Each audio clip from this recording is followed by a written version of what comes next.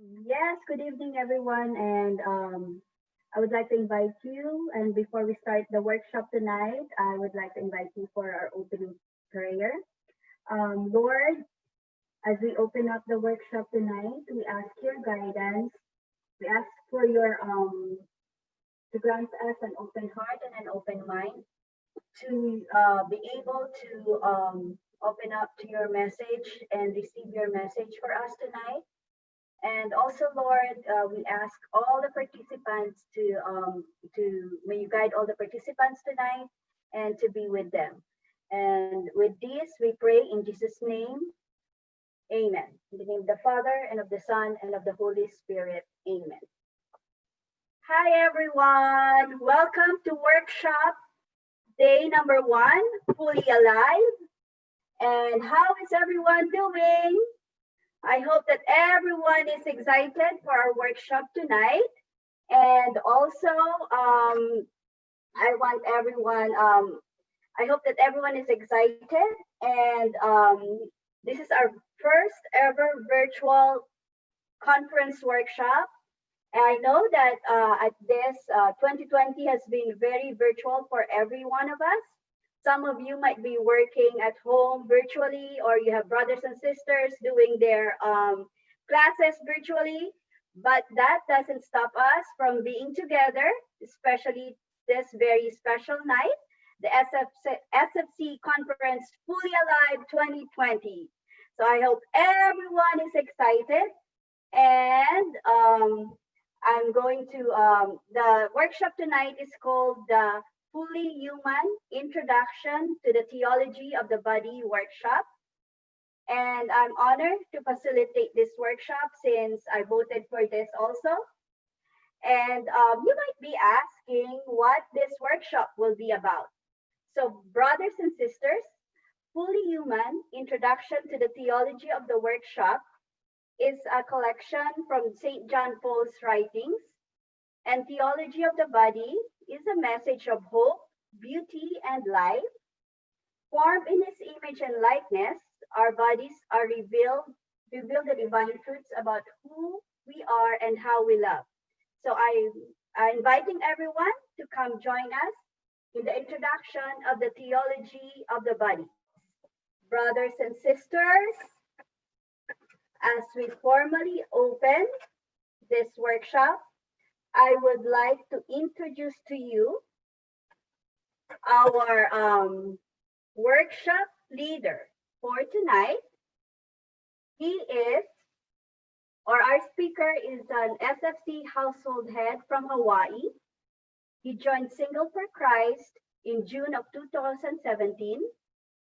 He became a household head right after attending the CLP weekend retreat in October of 2017. And not knowing that he was being prepared to be the leader that time.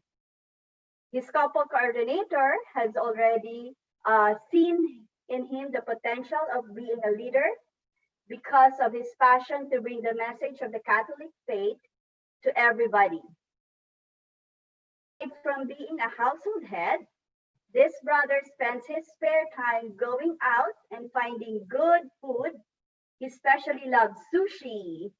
So if every one of you loves sushi, our brother speaker here would like eat that with you. And he also loves to cook, American and European gourmet cooking.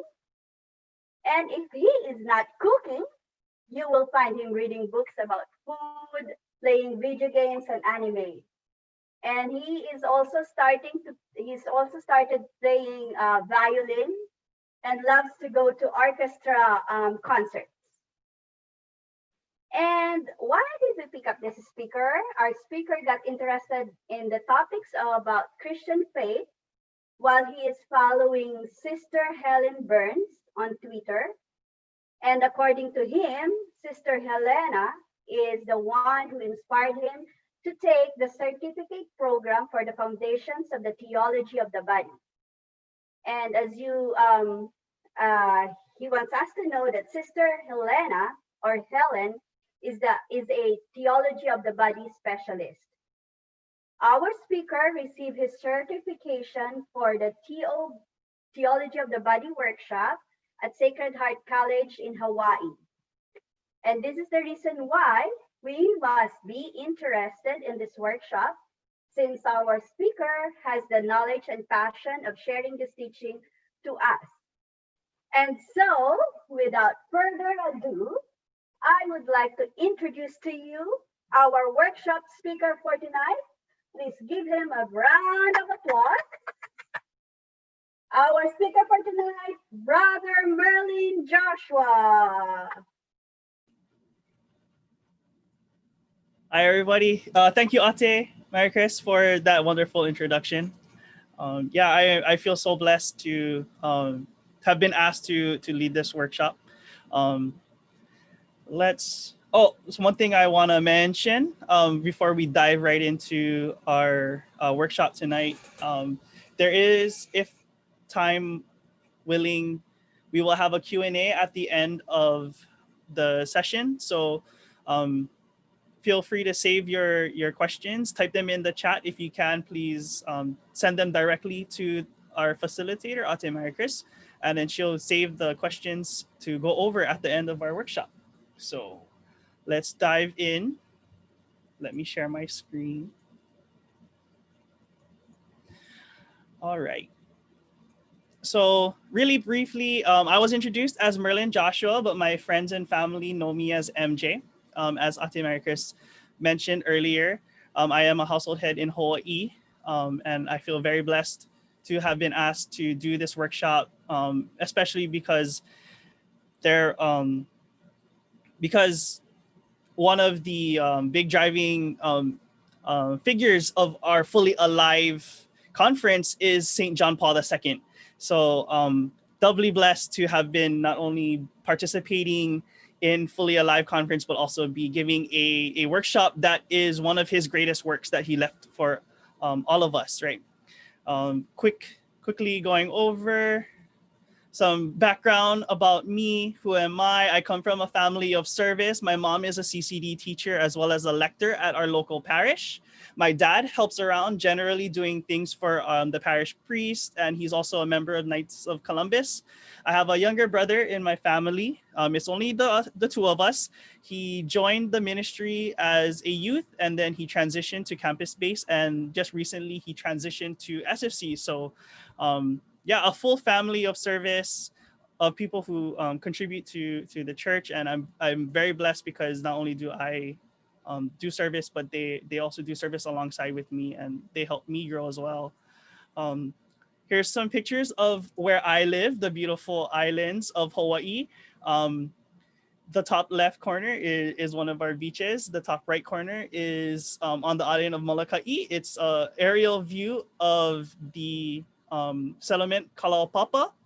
Bottom right is just a little demonstration of the kinds of sunsets that I see every day here in my home. And the bottom left is a picture of my home parish, Immaculate Conception Church, and it's decorated for the season of Advent. Going on just a little bit, Ate Mary Chris already shared this, but yeah, my hobbies are going out, finding good food. I love sushi, so as you can see, I will take up anybody on their offer to bring me to a sushi place. I love cooking American and European gourmet foods. Love reading, playing video games and anime. And I also just recently picked up the violin. Two of my favorite animes are a cooking anime and a classical music anime. So I will take up anybody on their offers to watch those animes and converse about them and share our opinions of anime and food. So a little bit about our experience here in Hawaii during this pandemic has been very weird, right? We're having a conference that is virtual. We're here. There's almost 100 people in this room online, and that's been our experience. We've also been experiencing that in Hawaii. We've used and taken advantage of Zoom and FaceTime. Particularly for me, I've spent more time on social media lately. especially Instagram and Twitter. I've noticed that with this increased consumption of digital media, of going on social media so much, that it's revealed to me a desire for relationships. And I'm sure all of you have also experienced that as well. That not only do we desire a physical relationship, or we don't just desire having relationships with each other, but there's also a desire for the physical aspect, right? Seeing people in person, because if that wasn't an important part of our relationships, then wouldn't Zoom and FaceTime be enough? But we all know that it's not. And especially like I am blessed to have been asked to give this workshop over a digital method, but I wish I was in a conference venue with all of you brothers and sisters giving this workshop in person. Why an interest in theology of the body? This goes earlier than when I actually took the certification program. Yes, I did receive a certificate in Theology of the Body Foundation from Sacred Heart College. It was run by Sister Helena Burns. But it's weird to want to get certified and to really intently study something that came out 40 years ago. One of the primary reasons why this was so interesting to me was that Theology of the Body's delivery of its message was unique. Not only was it designed for brothers and sisters of this time to be delivered the message, but the way it presented its message, it wasn't just somebody in the church who's knowledgeable saying, no, you can't do this, or you need to do it this way. The way that it framed its message was, this is how God designed things. This is how he designed the things that he's put into the world, the things that we can experience among our daily lives. And TOB reveals the kind of hope and beauty that is built into everything that we can encounter that in our lives. What I want to share right now is this line. I hope many of you guys know this song. I hope I'm not dating myself and showing that I'm really old. But it's from a song that became popular in the late 90s. How can it be that right here with me there's an angel? It's a miracle. Your love is like a river, peaceful and deep. Your soul is like a secret that I never could keep. When I look into your eyes, I know that is true. God must have spent a little more time on you. Now, sisters, I know will be feeling it, but man, come on, brothers, be honest. Who wouldn't want somebody to tell them that too, right? Because who wouldn't want to receive a compliment like this, that God like put so much beauty, and like he designed, like when he took the time to design you, he spent just a little more time on you. But to be honest, brothers and sisters, he did that to each and every one of us. And that's the kind of message that Theology of the Body is trying to deliver, that all of you, all of us, every single one of us, God had intention and he had a design for all of us. And we need to see that beauty, and that's what we need to use to interact with all our brothers and sisters. And many of us, we might not have somebody whose eyes we can gaze into and say these words to. However, I want you guys to remember and to always believe that there is always one person that no matter how often we look away, every time we return our gaze to him, he will be looking into our eyes, ready to deliver this message to us. So ultimately, at the core of the theology of the body, we're beautiful, and there is somebody, Jesus, who is always waiting to remind us of just how beautiful we are. Now, here's my journey to go to doing and studying theology of the body. I had participated in a lot of vocations panels as a single, trying to figure out where I'm supposed to go in life. And I participated in a few local conferences. We were blessed at one point to have Jackie Angel to be one of the speakers at this conference. And one thing that I remember was she did a talk on the levels of love, filial, eros, agape, those things, right? And then she explained, all of these, the different levels, the differences. Um, and then, yeah, I had recently joined SFC in 2017, and I was quickly introduced to one of the topics that many of us now hate hearing and having conversations on, because we've heard so much on, and it's vocations, right? Like I mentioned vocations panels earlier, specifically marriage, because we're under the umbrella of Couples for Christ. And so as singles, one of the most common routes for us to take is to eventually transition to Couples for Christ. So yeah, I was quickly introduced to that. Next, um, my first conference was at All Out, and one of the speakers immediately just used the term Gigi. Um, I, as a new member of SFC, have never heard that being used before. I was really confused. Everybody was laughing, and I was like, should I go along and just laugh and pretend that I know what's happening? Eventually, fortunately for me, I eventually learned that GG stood for God's gift. But even though I knew that it's like your spouse and the person that you're gonna marry, I didn't fully grasp the concept of what God's gift is. Even after the end of that weekend, I share all of these things because it was my experience for me to hear pieces of what love is, pieces of what marriage is, and it was all incomplete, and I didn't know how to gather all of that information together.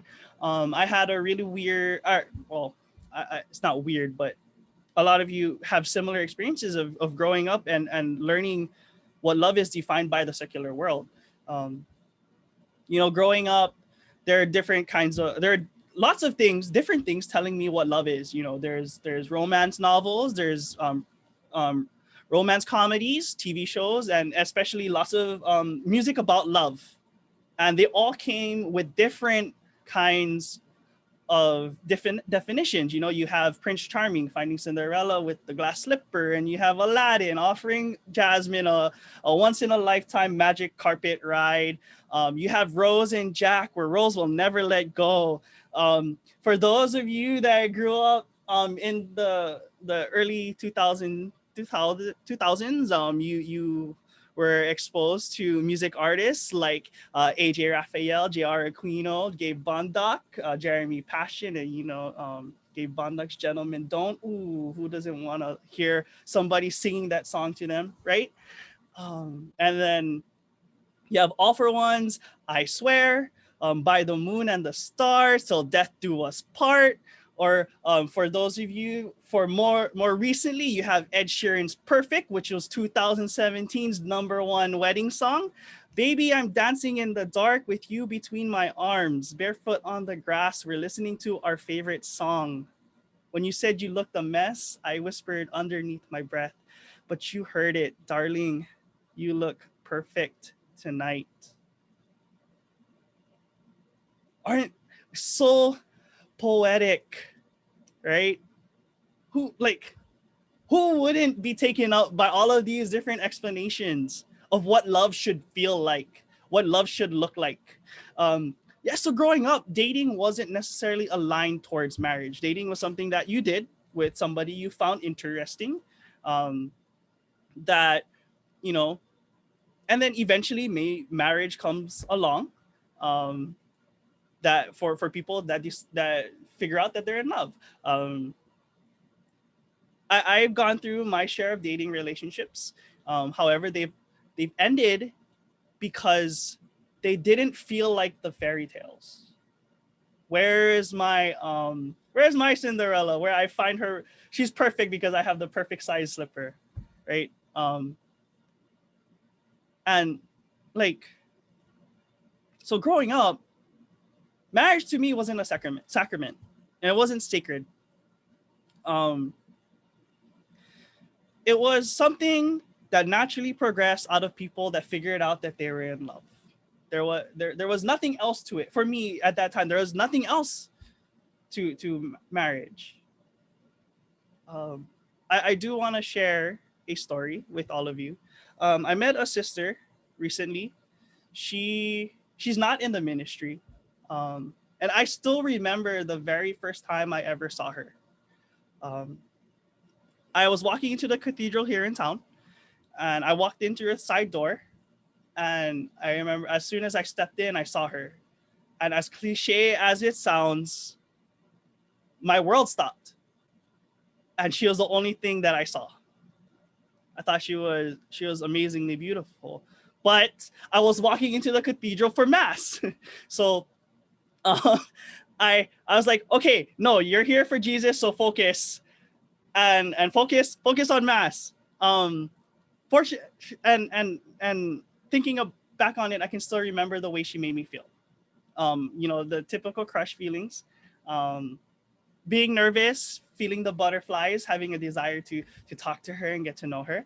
Fortunately for me, through mutual friends, we were able to meet, and I learned more about her, and I quickly admired her as a person.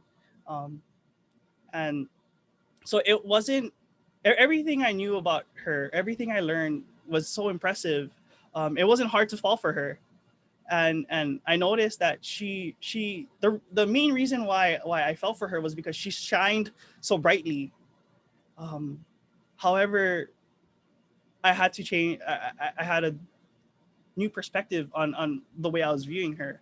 Um, she shined brightly not only because of who she was, but because everything about her was illuminated by her love of God.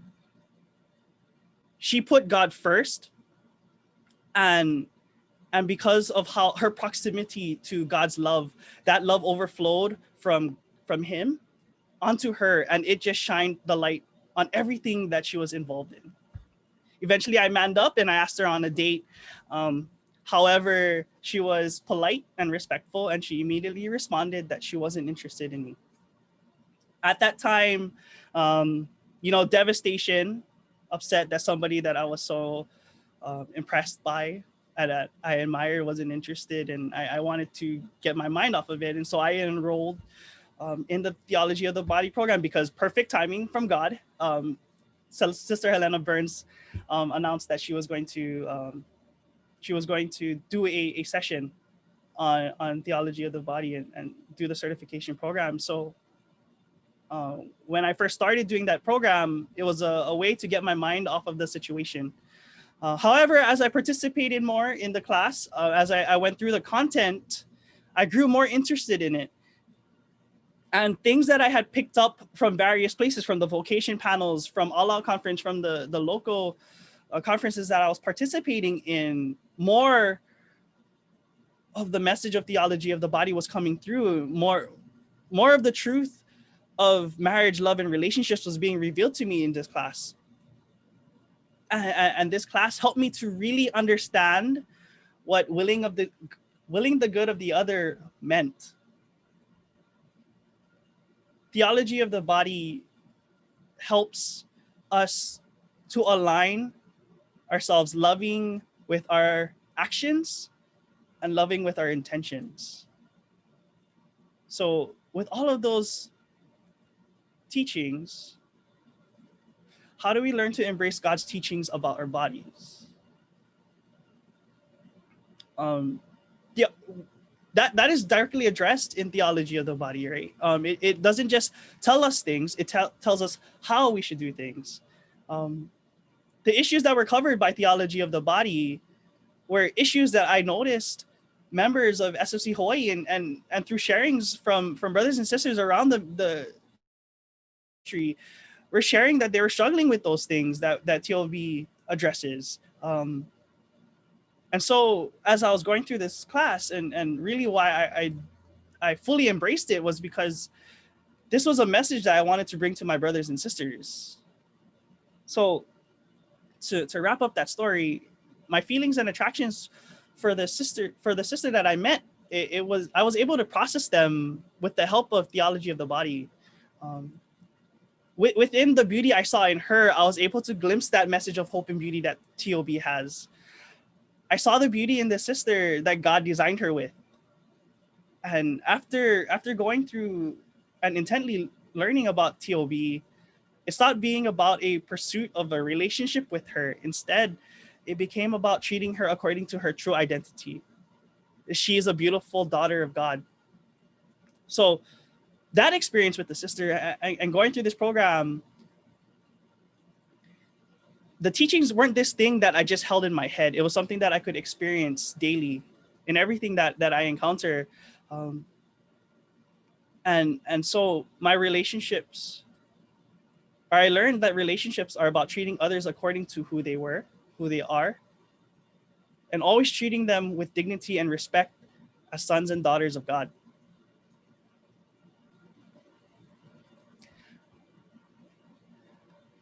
I mentioned it before. How do we apply the teachings of TOB to our lives? Well, we're gonna have to start at the beginning, like go back to the beginning, because God had an intention for our creation, and we see that in the book of Genesis, right at the beginning. So we already have this message of beauty from the start. It's not good for man to be alone, right? So let's think about a little bit of how Adam felt meeting Eve, because before her creation, he was alone with all the other animals and creations in the Garden of Eden, and then finally Adam goes, finally, bone of my bone, flesh of my flesh, right? I turn to the artist We the Kings with this song. Without you, I feel broke, like I'm half of a whole. Without you, I've got no hand to hold. Without you, I feel torn, like a sail in a storm. Without you, I'm just a sad song. And I use this song, this poetic language, to just emphasize the kind of loss that we might experience when we lose somebody that's important to us.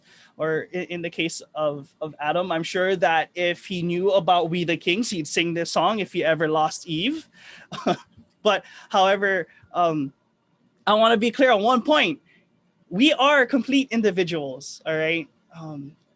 We don't need to find our other half in order to be complete, because we are already complete as individuals. It's just that I bring this point up because I want you to understand that two complete individuals coming together makes something even greater.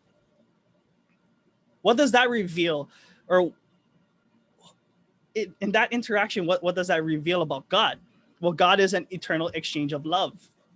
You've heard it before. I'm sure this is old news to you now. We are created in his image. And when God designed Adam, and when his plan for all of us, man needs to love someone, not something. And only after Eve was created and given to Adam as his partner did God say that his creation was very good. Amen. So in Adam being given, or in Eve being given to Adam in a relationship, we have to understand that relationships are about accepting the other fully and giving of ourselves fully. In this unity, there is an honest expression of who we are as people, as well as accepting others for who they are. And there is no shame in who we are as people.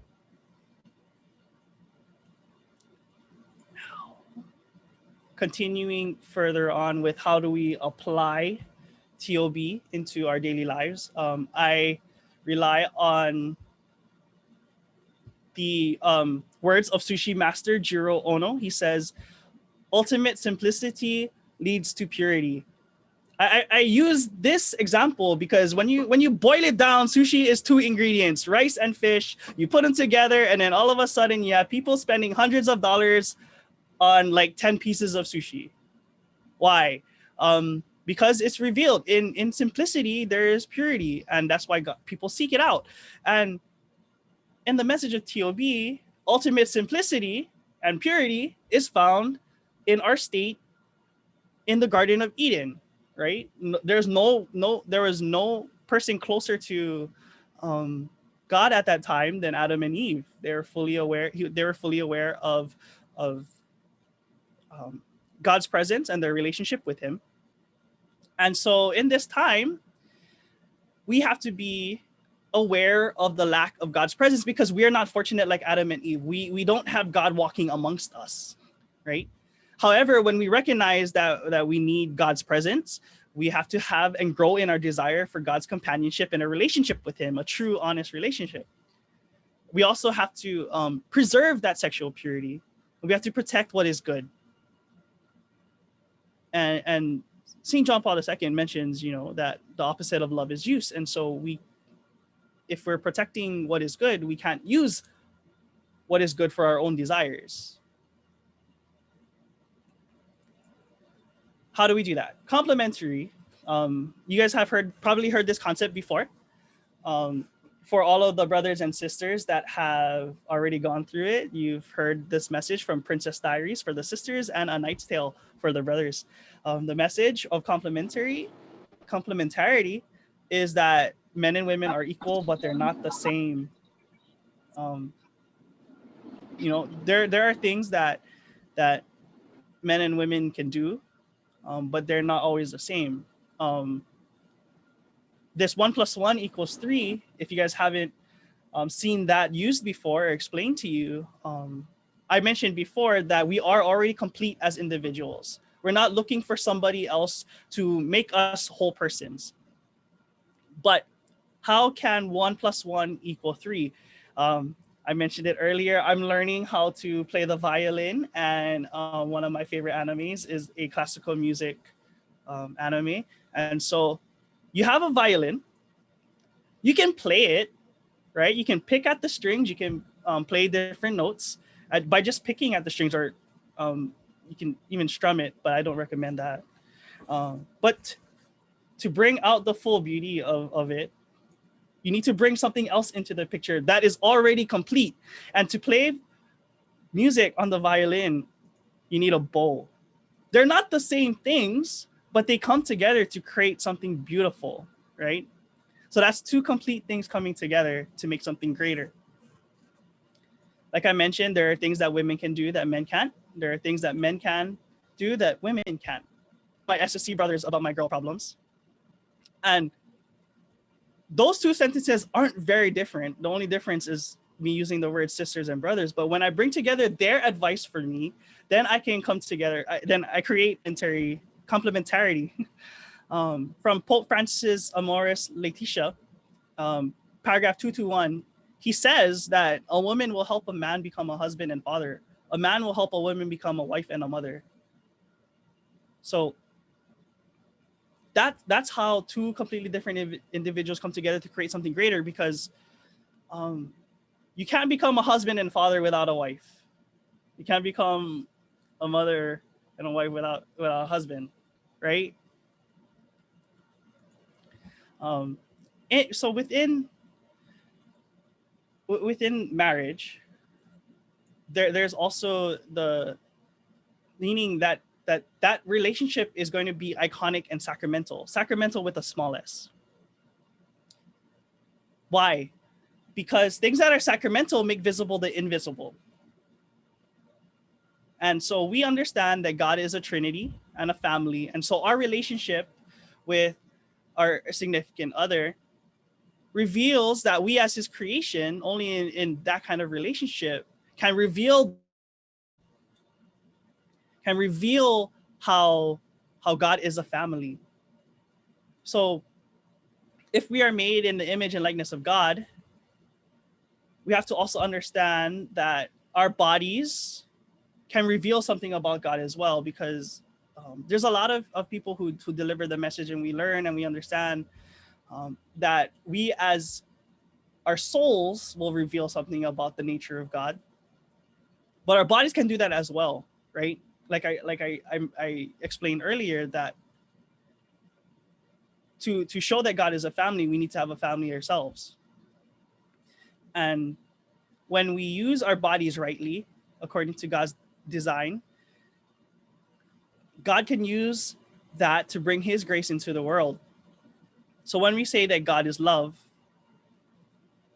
our persons also have to reveal God's love to the world, to our brothers and sisters.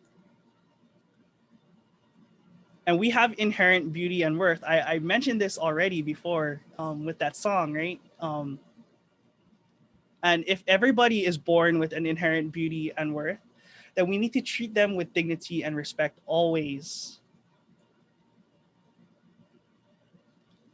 God designed us and meant for us to be holy at all times in our lives, from the moment of our conception, not for some point in the distant future to accept his will for us. And there was never a point in our lives, in our past, where that was the moment and we missed it. Always and at all times, we have the ability to embrace holiness. Because through Jesus Christ, we're the path to holiness was reopened for us. And so living holiness lies in how we use our bodies and interact with our brothers and sisters.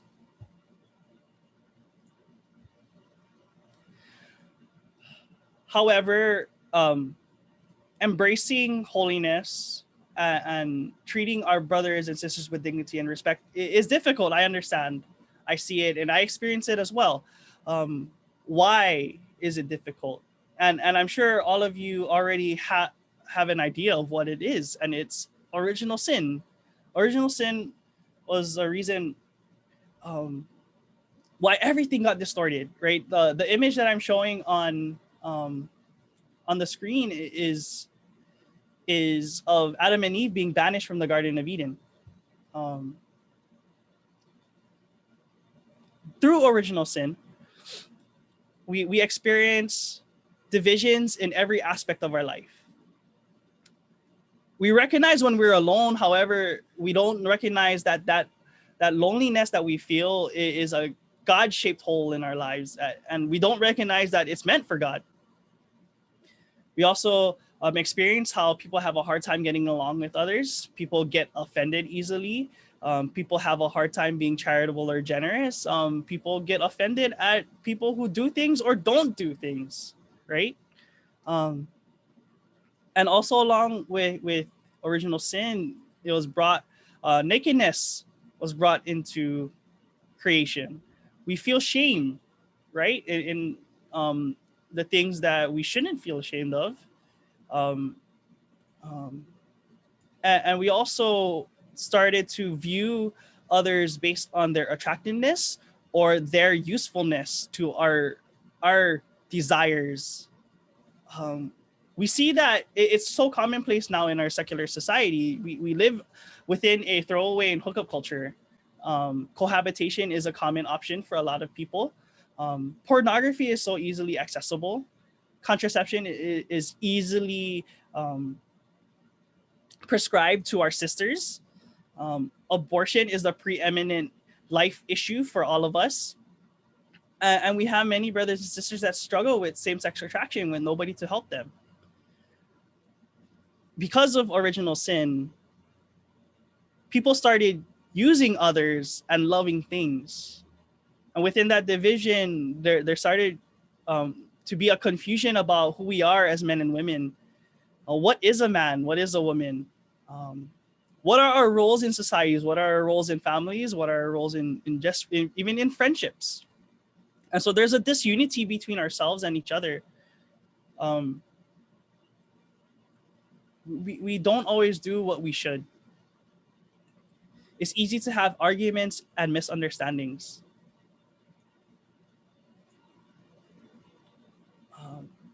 Also, along with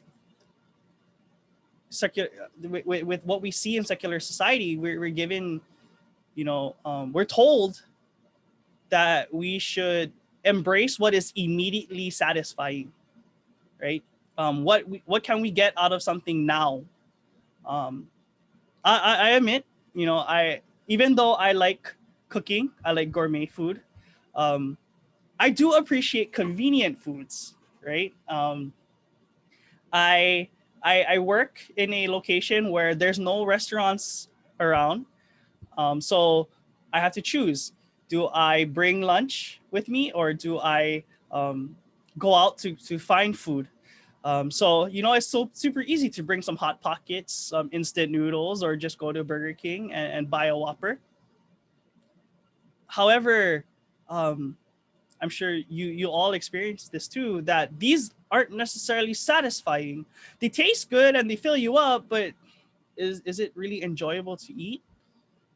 For me, I know that I really appreciate when people put time and effort into cooking food for me.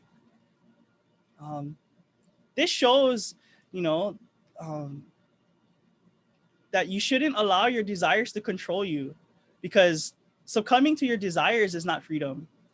Like I said before, the world tells you to take what is immediately satisfying. But is it really? TOB in the Catholic Church teaches us that we should seek and wait for truth, because that is going to be infinitely more gratifying. Because who wouldn't want to eat this compared to the last slide, right? Like, 10 out of 10 will choose these kinds of foods over a Hot Pocket any day. Um, and even better, like, I would prefer home cooked food. um, I bring this up just to demonstrate the fact that we should not be afraid of waiting. Um, and me saying that, it might be frustrating to some of you, because you might have been waiting for a really long time. And so what do you do in that time? What do you do in the meanwhile? um, I want to give you this warning, that compromising that you have to be careful when you compromise, because if you try to take something bad and it's not gonna turn it into something good. Like like this. You take the 3-minute instant noodles, you grab and then you boil it, and you add the seasoning to that, and you mix your noodle base, and then you soft boil an egg, and you fry some Canadian bacon, and you throw it all into a bowl, and you make it look pretty with some fried seaweed and some chopped green onions. But I'll tell you, brothers and sisters, when I made that bowl, I wasn't happy with it. It didn't taste that well. Um, and that's what happens when you compromise, right? You take aspects of some good stuff and you put it together, but you allow some bad things to enter into your lives, and it doesn't produce something great. It doesn't produce what is good. Like, who wouldn't choose an actual bowl of ramen over that creation that I made? So instead of compromising and choosing to wait for what is good, what we should do is return to proper order. We go back to the beginning. We go back to what is simple and pure. We go back all the way to how Adam and Eve were in the Garden of Eden. We put people first, and we protect others' chastity. I want to bring up the words from one of my other favorite animes. I really embraced this when I first heard it. It was said by one of the main characters' fathers. The secret to becoming a great chef is meeting someone that will make you want to give all the food you make to them. I really embrace that, and I now try to follow that whenever I cook. How what is this quote in action? Well, that sister that I met, she inspired me daily to try and grow as a Catholic. Now, she may not be my future spouse. However, if I hope to marry somebody like her, then I need to be prepared to lead her to Christ. That I need to be the kind of man that she needs me to be. So how do I grow into that kind of man? I'll give you 5 tangible actions that you can take. And if you've already gone through a full CLP, or if you've given it, you will already know what these 5 items are. Here we go. It's prayer, study, charity, fellowship, and the sacraments. So when we are aware of the lack of God's presence, and we desire God's companionship, we want to grow in our relationship with God, and follow the path that Jesus has given us, then we practice prayer. Our physical and spiritual posture needs to be aligned together, right? We have to talk to God regularly. We have to be able to recognize his voice, or at least recognize the influences that he has in our daily lives. Here's one thought to think about going forward that I hope will help you all. Ask the question, if God wasn't all-knowing, would he know anything about you or your day? The second point is study. We've been given the entirety of the church and her history. It's been given to us to guide us. So rely on the saints and the great thinkers and their teachings, because they've made it. If we follow them, then we have an even greater chance of growing in our relationship with God. Third point, charity. I implore you, brothers and sisters, to serve your fellow brothers and sisters, whether it's in household, at retreats, during CLPs, or if you're given an opportunity, serve during conference.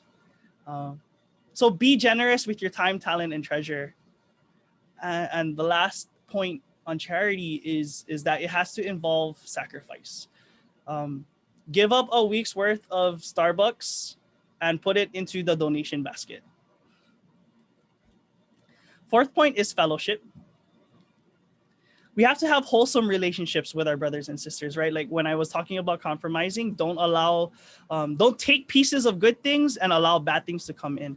One of my favorite characters from the Fast and the Furious film franchise is Han, and he said, you know who you choose to be around you, let you know who you are. If you're trying to live a good and holy life, then you should be choosing people who are going to strive to help you live a good and holy life as well. The last point is the sacraments. Jesus established them. God has given us the sacraments to strengthen us. And when I talk about sacraments, that's the big S now. These sacraments strengthen our spiritual lives and allow us direct access to his grace. Last point that I want to bring up to give you guys a tangible action is self-mastery. I've mentioned it a couple times, but our interior posture needs to match our exterior posture. That's what I said before. When we say I love you, do our actions match our words? When we respond to our brothers and sisters, when we respond to their needs or our interactions with them, does our actions guide them to God? Or does it at least illuminate God's path for them? If not, if we're not helping them grow in their love with God, then we're being selfish. We're using other people to satisfy our own desires. And the opposite of love is using people, right? Now, I want to mention that having desires, feelings, emotions can be good.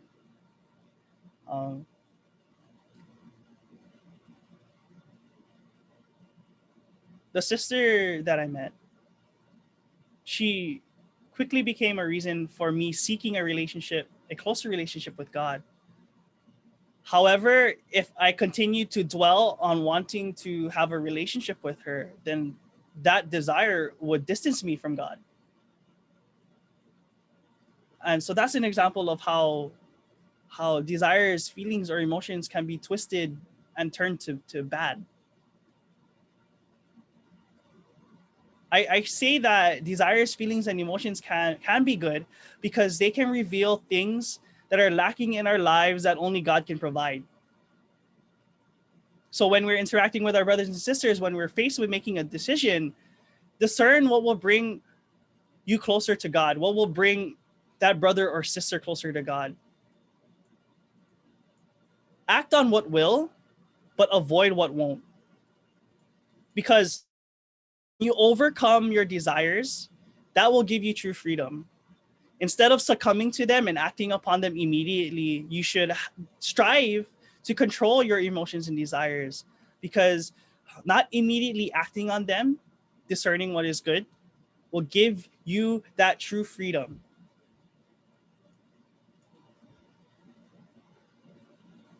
Now you take prayer, study, charity, fellowship, the sacraments, and you practice self-mastery. And I have to talk about the vocation of marriage because it's a big topic in theology of the body.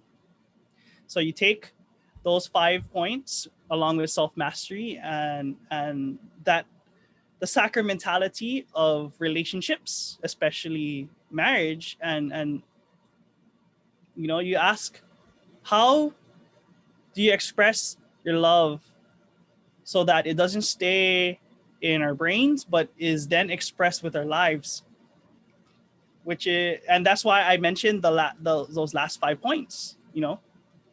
That's how you act it out. Furthermore, in marriage, all the couples that all the famous Catholic speakers that they will affirm that love is not based on feelings. It's willing the good of the other. And the second step is you having to choose daily.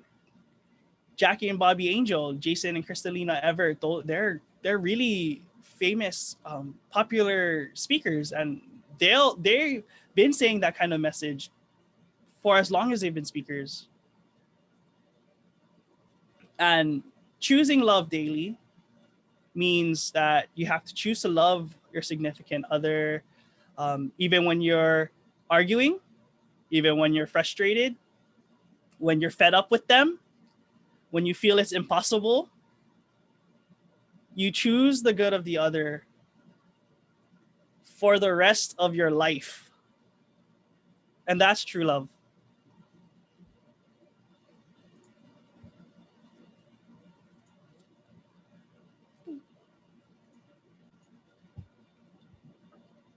In conclusion, we're made for love, not lust. We're made to eat home cooked food. We're made to we're made for, to wait for truth and beauty. We're not designed to accept what the world tells us we should take. And our love should be full, free, faithful, and fruitful. We do this by returning to God's original design, going back to ultimate simplicity and purity, and embracing that holiness that we are already designed with. It leads us to living authentic relationships and experiencing true love. Theology of the body teaches us how to enjoy things appropriately according to their nature and design. And theology of the body also teaches us how to express God's design built into our bodies. We overcome our desires with self-mastery. And that frees us to be the best version of ourselves and allows us to be holy and to be fully alive. I can succumb to the fast food of the world. My social media feed is filled with suggestions of beautiful women and men flaunting material success. But in the past, what I've experienced is that only leads to frustration, displeasure, and a longing for more and greater. I also can ignore God's will for me. But what I've experienced is that if I do that, then all that happens is I feel a nagging and emptiness, a desire to find something else that is not satisfied by what the world can give me. In response to that, on social media, now I only follow people that I know or respect. I engage more with those people, more purposefully, instead of just mindlessly scrolling through my feeds. And I feel more satisfied and fulfilled when I serve my brothers and sisters. I feel at home when I know that I'm following God's will. In the end, God's design and plan is for us to marry him. God is an eternal exchange of love with Jesus, the Son, and the Holy Spirit. His plan is for us to join him in that and in experiencing that joy. And so I learned that the love that I desire to experience is the love that God has for me. He wants us to have ultimate bliss with him. He wants us to join him in heaven. And we are reminded of this in the daily Eucharist. As human beings, we can't understand his all-encompassing love, and we can't fully grasp what it means and how incredible it is. But the ultimate goal is to be in communion with him.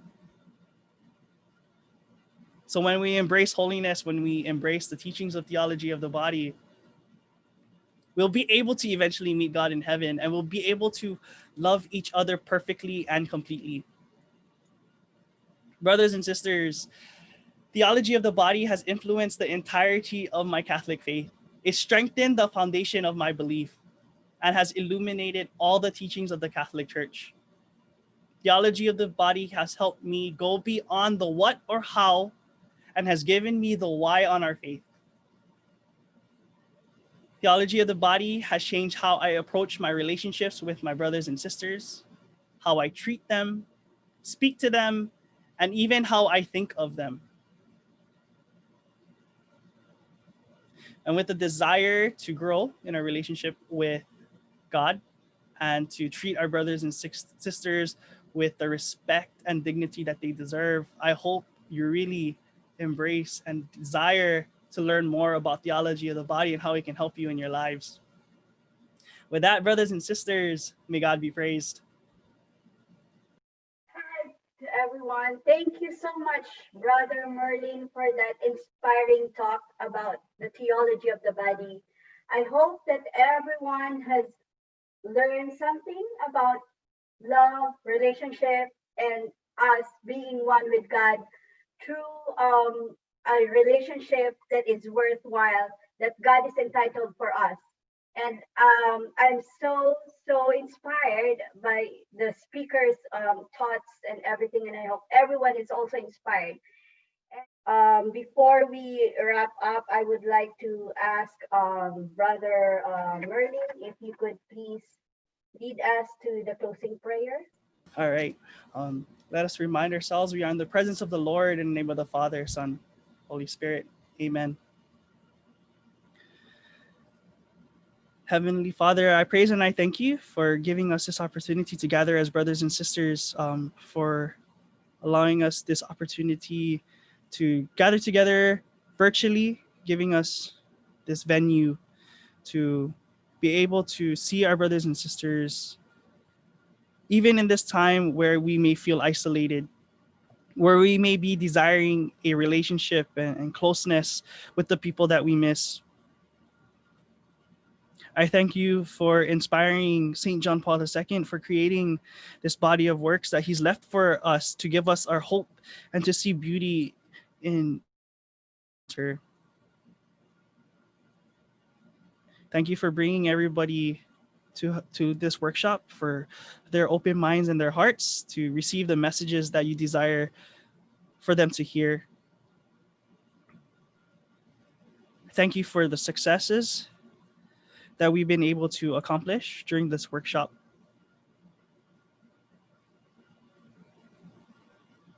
And I ask now, Lord, to open our minds and our hearts to the promptings of the Holy Spirit, that we may desire to follow the path that your Son Jesus has left to us, that we go forward and we see the beauty in our brothers and sisters, that we treat them with love, respect, and dignity, that we desire a greater, closer, truer love between all our brothers and sisters, that we may act it out, and you use that to reveal your light and love to the rest of the world, that they may see your truth and goodness.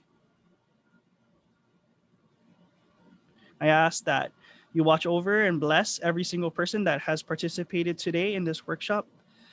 For all those that desire to but weren't able to make it. And as we all separate and go our different ways, I ask you to watch over them, keep them safe if they're traveling, or and that as we go forward the rest of this day, for the rest of this conference, that it's fruitful and that we are able and capable of embracing further your love and goodness that you desire for us to receive. We do all of this to glorify you and to build your church on earth. In the name of your mighty Son, Jesus, amen. In the name of the Father and the Son and the Holy Spirit, amen. Fully